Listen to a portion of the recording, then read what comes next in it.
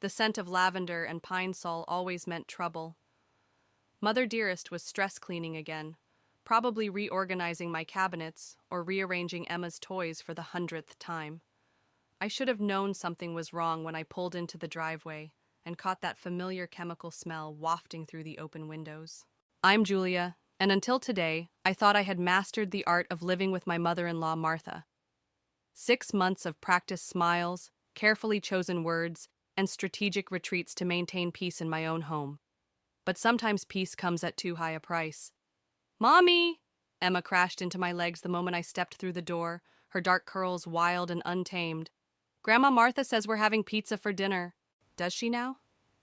I kept my voice light, though my stomach clenched. Another dinner decision made without my input. Another small rebellion against my authority in my own home. The house was spotless. Too spotless. Martha's cleaning frenzies usually meant she was building up to something. I found her in the living room, perched on the edge of the sofa like a bird of prey, hands folded primly in her lap. "Julia, dear, how was your outing?" The pause before outing carried enough judgment to fill a courtroom. "The charity lunch was lovely, Martha. Thank you for watching Emma." I moved toward the bookshelf where I kept our family photo album, needing to add some pictures from today's event. The empty space where it should have been made, my heart skip. "Looking for something?" Martha's voice carried that sickly sweet tone she reserved for her special moments of triumph. The photo album. "Oh, that old thing?" She waved dismissively. "I took the liberty of reorganizing your photographs. They were in such disarray. But while I was at it, I couldn't help but notice how few recent pictures you have of Emma. A mother should document every precious moment, don't you think?" My fingers curled into fists. "Where is it, Martha?" She reached beside the sofa and produced a crisp white envelope. "I've written down some thoughts about proper maternal documentation, and perhaps some other areas where a bit more attention might be beneficial." I snatched the envelope, my hands trembling as I pulled out the letter. Each perfectly penned word was a dagger. "Dear Julia, as a mother myself, I feel compelled to address certain concerns regarding Emma's upbringing. Your frequent absences, 3 charity events this month alone, and lack of proper documentation of Emma's childhood moments suggest a troubling pattern of neglect." The letter went on, 2 pages of carefully crafted criticism disguised as concern. My photo album, the one containing every precious memory since Emma's birth, was being held hostage until I demonstrated more maternal responsibility. "Where is my album?" My voice came out steadier than I felt. "Somewhere safe," Martha smiled, "until you've had time to reflect on my suggestions." Emma tugged at my sleeve. "Mommy, can we look at the pictures of my birthday?" I crouched down to her level, forcing a smile. "Not right now, sweetheart. Why don't you go play in your room while I talk to Grandma Martha?" After Emma disappeared upstairs, I turned to face my mother-in-law. "This ends now." "I'm only thinking of Emma's best interests," Martha said, rising from the sofa. "Someone has to." The front door opened and Ryan's voice called out, "I'm home early. Something smells amazing." Martha's face transformed instantly into a mask of maternal concern. "In here, darling. I was just having a heart-to-heart with Julia about some family matters." I watched her glide toward my husband, the letter crumpling in my grip. 6 months of subtle undermining, of questioning my every decision, of trying to drive a wedge between me and my daughter. But stealing my memories? That was her first real mistake, and I was done playing defense. Ryan's fork scraped against his plate, the sound grating against my nerves like fingernails on a chalkboard. He hadn't looked up once during Martha's theatrical recounting of her day with Emma. "And then," Martha continued, dabbing her lips with a napkin, "I showed Emma those lovely ballet videos from when you were young, Ryan. She was absolutely transfixed." "That's nice, Mom." Ryan's attention remained fixed on his phone, probably checking work emails again. I pushed my untouched pizza around the plate, the stolen photo album weighing heavy on my mind. "Emma, sweetie, how about we read that new library book before bed?" "Oh," Martha interjected, "I've already promised to read her the special book I bought today. It's about a little girl who lives with her grandmother. Isn't that right, precious?" Emma nodded, her eyes darting between Martha and me. The hesitation in her expression made my chest tighten. Actually, I said, measuring each word, I'd like to spend some time with my daughter before bed. Martha's smile didn't waver, but her knuckles whitened around her wine glass. Julia, dear, you've had your outing today. Surely you can spare Emma for one bedtime story with her grandmother. Ryan? I turned to my husband, silently pleading for support. He finally looked up, confusion crossing his features. What's the problem? Mom's just trying to help, Jules. You know how busy you've been lately with all these charity events. The betrayal stung worse than I expected. I've attended exactly 3 events in 6 months, Ryan. 3. Now, Julia, Martha's voice dripped with false concern. There's no need to get defensive. We're all family here. Speaking of which, Ryan, did you know Julia missed Emma's dance class last week? I didn't miss, I started, but Martha steamrolled over my protest. Emma was so disappointed when all the other mothers were there for the parent observation day. Ryan frowned. Jules, you didn't mention that. Because it wasn't parent observation day, I snapped. That's next week. I have it marked on the calendar in the kitchen. Martha's eyes widened in practiced innocence. Oh dear, did I get the dates mixed up? I could have sworn... Well, no matter, I was happy to step in regardless. Emma's small voice cut through the tension. Mommy, my tummy hurts. I pushed back from the table, grateful for the excuse to escape. Come on, sweetheart, let's get you upstairs. In Emma's bathroom, I held her hair back as she threw up the pizza. Martha appeared in the doorway, hovering like a concerned vulture. Poor dear, she cooed. I knew that second slice was too much. Julia, you really should monitor her portions more carefully. I bit back a retort, focusing instead on comforting Emma. It's okay, baby. Mommy's here. Perhaps, Martha suggested, Emma should sleep in my room tonight. I have more experience with sick children, after all. Absolutely not. The words came out sharper than I intended. Julia! Ryan's voice carried from the hallway. Mom's just trying to help. I helped Emma rinse her mouth, my mind racing. This was Martha's game, death by 1,000 cuts, each small criticism and intervention designed to paint me as an incompetent mother. Later, after Emma had finally fallen asleep in her own bed, I found Ryan in his home office. We need to talk about your mother. He sighed without looking up from his laptop. Can we not do this tonight? I have a presentation tomorrow. She took our photo album. What? That got his attention. She's holding it hostage until I prove I'm a better mother. Ryan rubbed his temples. Jules, that doesn't even make sense. Mom wouldn't... Check her room, I challenged. Right now. I'll wait. He stared at me for a long moment before standing. Fine, but when we don't find anything, I want you to drop this attitude toward my mother. I followed him to Martha's door, where we found it locked, a first since she'd moved in. Ryan knocked. Mom, you awake? Just a moment, darling. Martha's voice was followed by suspicious rustling sounds. When she opened the door, her smile was too bright, too rehearsed. Behind her, I caught a glimpse of something familiar being hastily shoved under her pillow, the corner of a blue album cover I would recognize anywhere. Ryan saw it too. His shoulders tensed, but before he could speak, Martha launched into a story about feeling unwell and needing her rest. As we walked away, I watched my husband's face carefully. The crack in his perfect image of his mother was tiny, but it was there, and I intended to make it bigger. The email from Emma's school glowed accusingly on my phone screen. My daughter had been enrolled in 3 new after-school activities: advanced math tutoring, competitive gymnastics, and Chinese lessons. I hadn't signed up for any of them. My brother David set a steaming cup of coffee in front of me. We were hiding out in his restaurant's back office, the only place I could think straight anymore. Show me that email again. I handed him my phone. The enrollment forms were signed last week, while I was at that dentist appointment. Jesus, David muttered, scrolling through the message. Martha's got some nerve, signing Emma up for all this without telling you. She used Ryan's email address. He probably hasn't even noticed the confirmations coming in.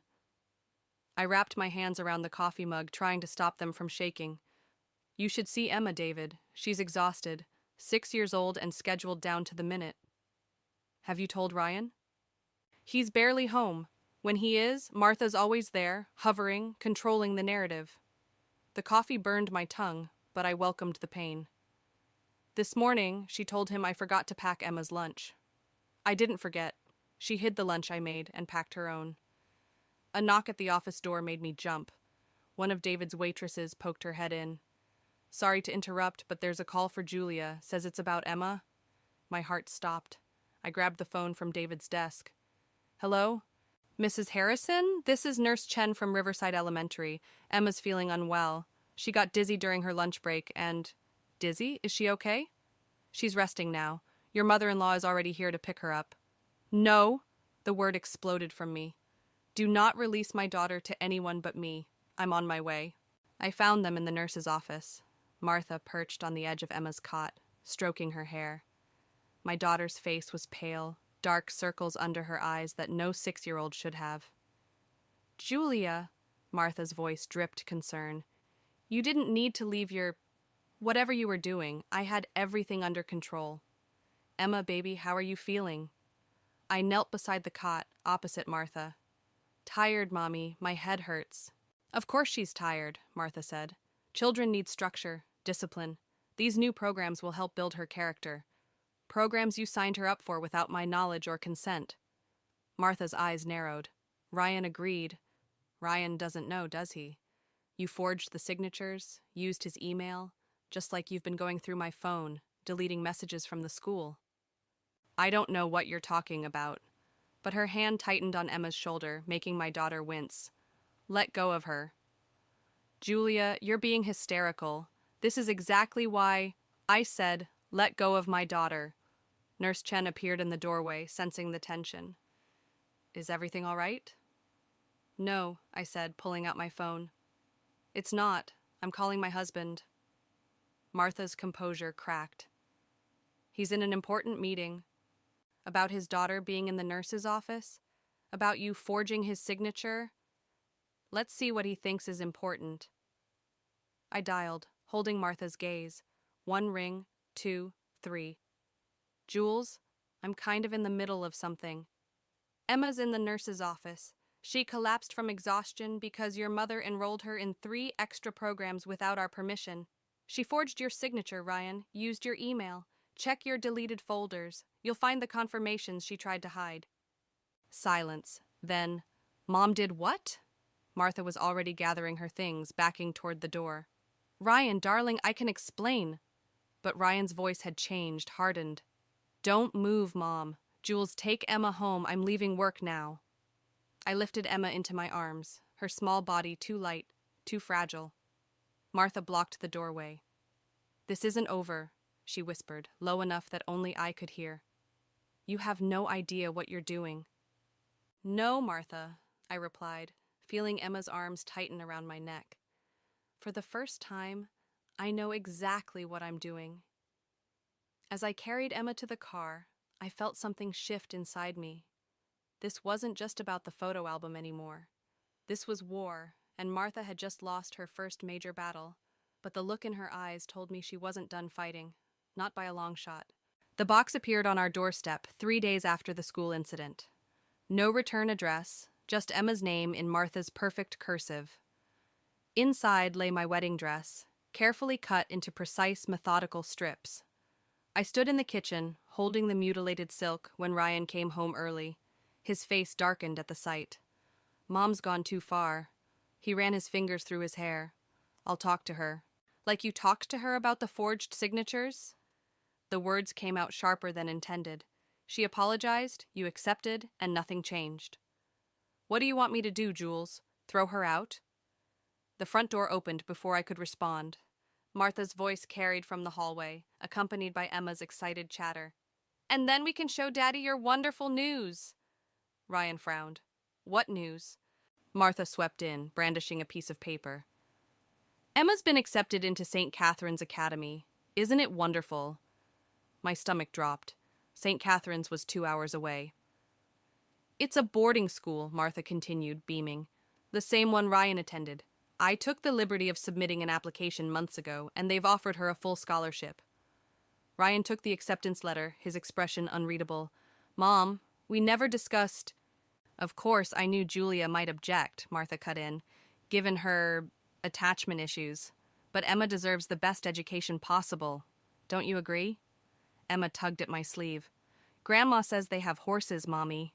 I crouched down to her level, fighting to keep my voice steady. Sweetie, why don't you go upstairs and start your homework?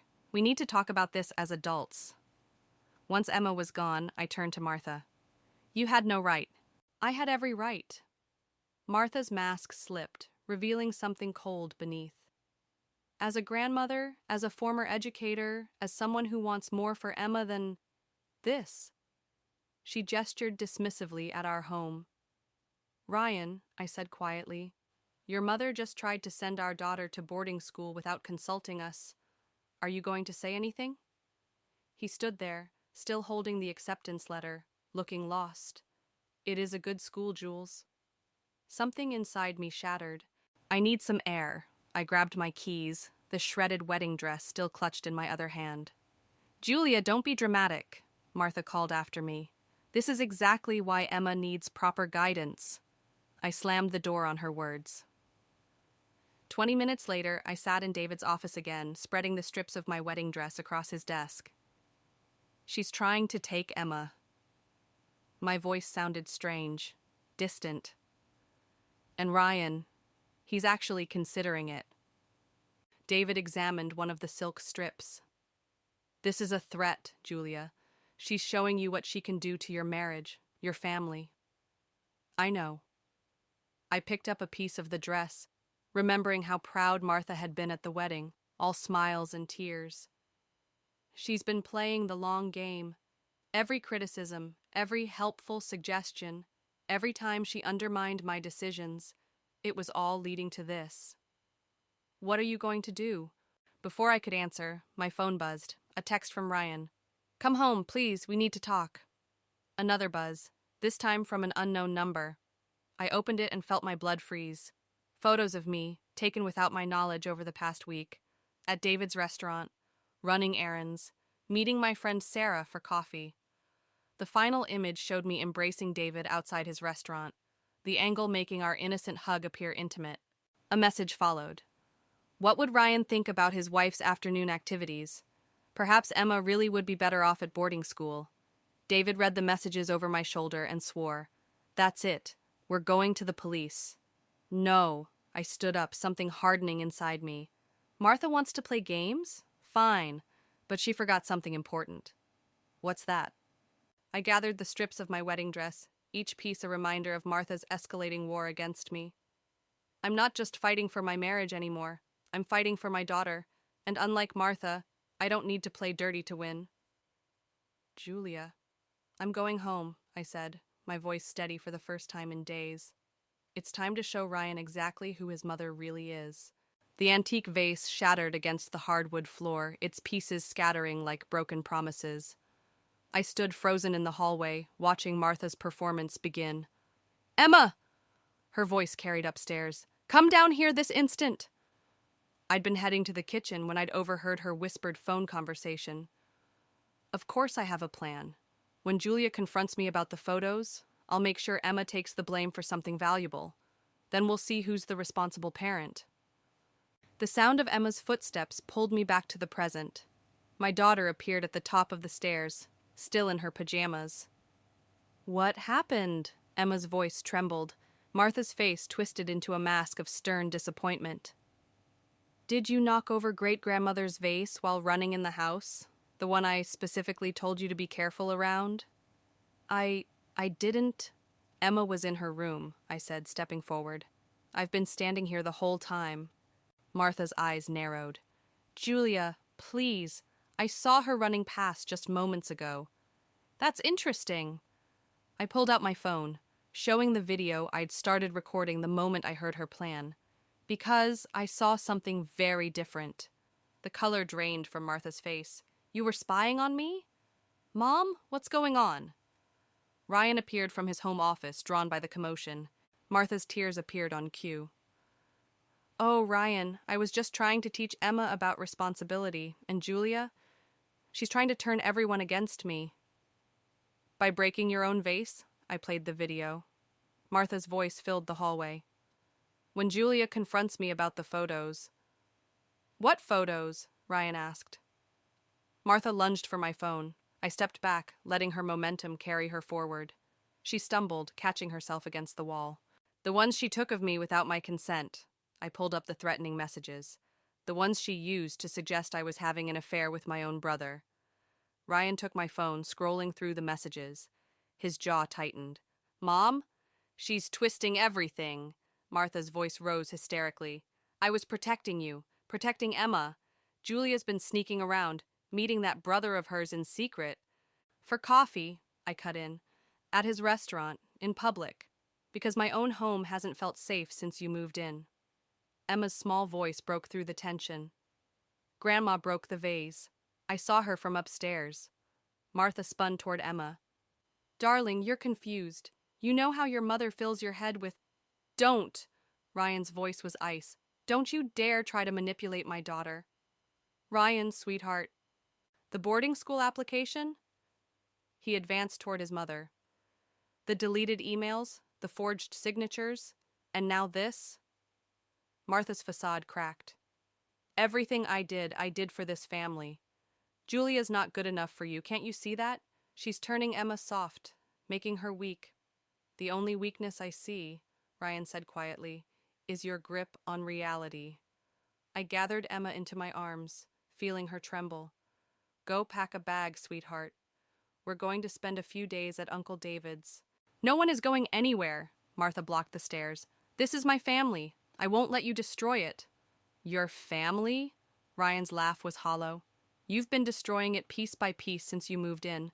The photo album, Julia's wedding dress, and now this? You're the one tearing us apart. The wedding dress? Martha's smile turned cruel. She deserved it. Parading around like she belongs here, like she's worthy of the Harrison name. That's enough. Ryan pulled out his phone. I'm calling a car service. Pack your things, Mom. You're moving into a hotel tonight. Martha's mask shattered completely. You can't do this to me. I'm your mother. And I'm your son, watching you try to destroy my wife and traumatize my child. Ryan's voice broke. I chose this family. My family. It's time for you to leave. As Martha stormed upstairs, hurling threats and accusations, I held Emma closer.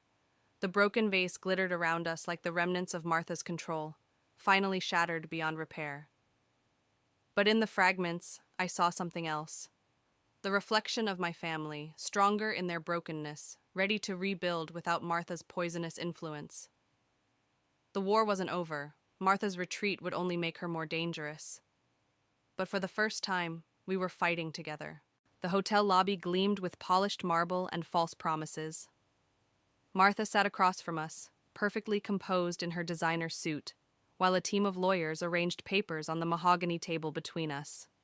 It's quite simple, her lead attorney said. Either Emma attends St. Catherine's or Mrs. Harrison will pursue full grandparental rights. Ryan's hand tightened around mine. You can't be serious. Oh, but I am. Martha's smile never reached her eyes. I've documented everything. Julia's erratic behavior, her suspicious meetings, her attempts to alienate Emma from her family heritage.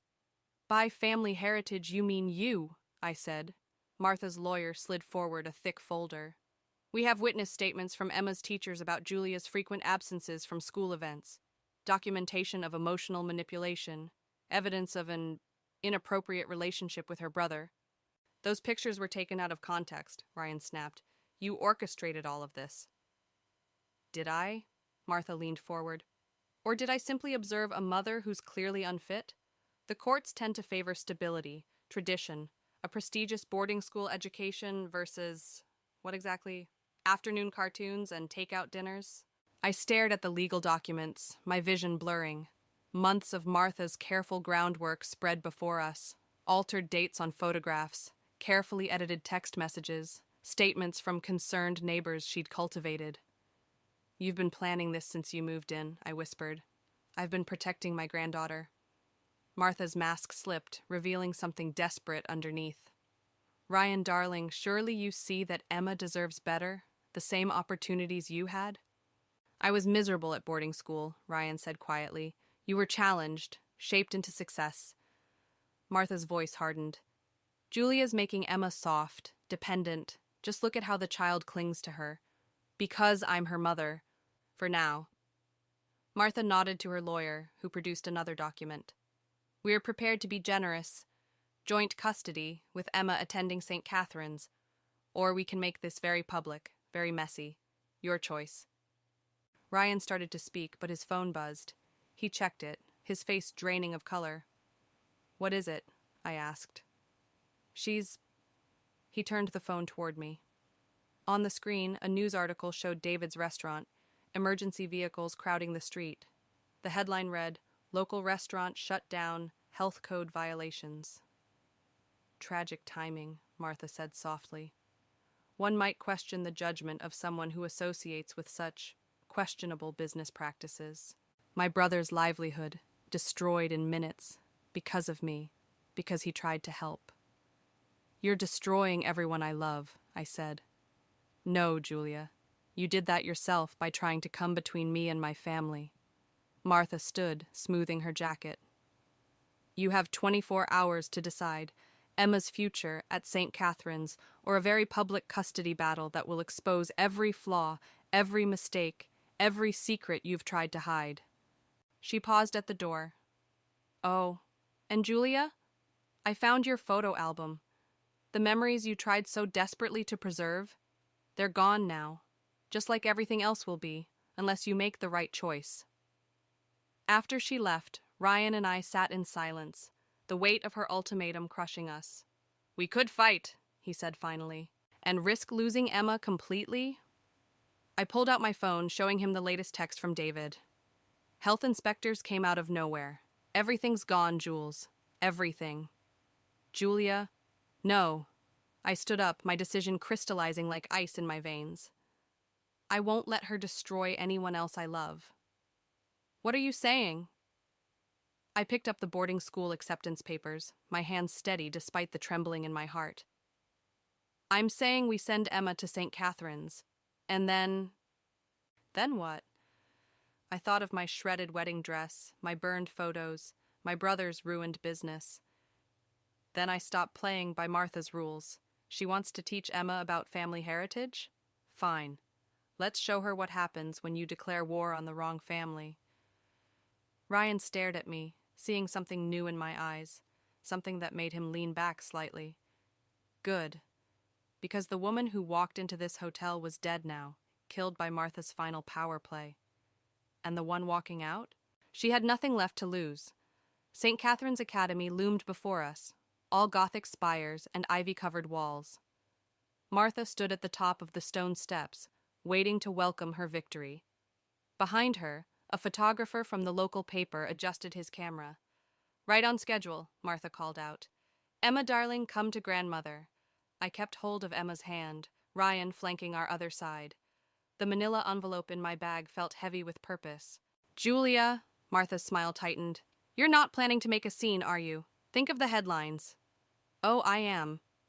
I handed Emma's bag to Ryan and climbed the steps. In fact, I brought some headline suggestions of my own. Martha's lawyer emerged from the shadows. Mrs. Harrison, remember our agreement? The agreement's void. I pulled out my phone, dialing a number. David, you're on speaker. My brother's voice filled the space between us. Got the evidence right here, Jules. Health inspector confirmed it. Someone paid him to target the restaurant. Bank transfers, text messages, all trace back to a certain retired teacher's account. Martha's face hardened. Lies. Then there's this. I produced the manila envelope. Remember Mrs. Chen? Emma's nurse? Turns out she keeps excellent records, including the time you tried to convince her Emma was being neglected at home. I was protecting... And these... More papers spilled out. Your financial records. Every bribe, every manipulated situation, every person you paid to spy on me. Did you really think I'd just surrender? The photographer started snapping pictures. Martha lunged for him. Stop that! Why? I asked. Isn't this what you wanted? Public attention? Let's give them a real story. How a respected teacher orchestrated a campaign of harassment against her daughter-in-law. How she destroyed a local business, manipulated medical records, all to gain control of her granddaughter. You wouldn't dare. But fear had crept into Martha's voice. I'll ruin you. You already tried. Ryan stepped forward, Emma secure in his arms. But here's what's going to happen instead. You're going to drop this custody threat. You're going to publicly apologize to Julia and David. And you're going to disappear from our lives. Or what? I held up my phone. Or every newspaper in the state gets proof of your crimes. Every parent at your precious St. Catherine's learns what kind of woman you really are. Your reputation, your social standing, your whole carefully constructed image, gone. You can't prove? The nurse recorded your conversation, Martha. The health inspector kept his text messages. And your financial records? I smiled. Let's just say Ryan isn't the only one good with numbers. Martha's lawyer quietly gathered his papers and retreated. The photographer kept shooting, capturing her unraveling moment by moment. I am your mother, she hissed at Ryan. No. He met her gaze steadily. You're a woman who forgot that love isn't about control, that family isn't about power. Emma deserves better than your kind of legacy. Mommy? Emma's voice cut through the tension. Can we go home now? Martha made one last desperate grab for her granddaughter. I stepped between them, my voice low enough for only her to hear. You took my photos, my memories. You tried to take my daughter. But you forgot something crucial, Martha. You taught Ryan everything he knows about power plays and manipulation.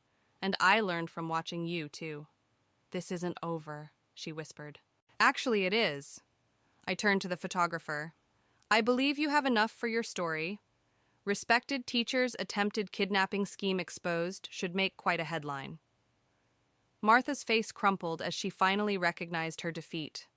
All her careful plans, her manipulations, her power, useless against the simple truth she'd tried to bury. Love doesn't need schemes or control. It just needs to be real. As we walked away, Emma's hand warm in mine, Ryan's arm steady around us both, I heard Martha's broken whisper behind us. What have you done? I didn't turn around. She already knew the answer.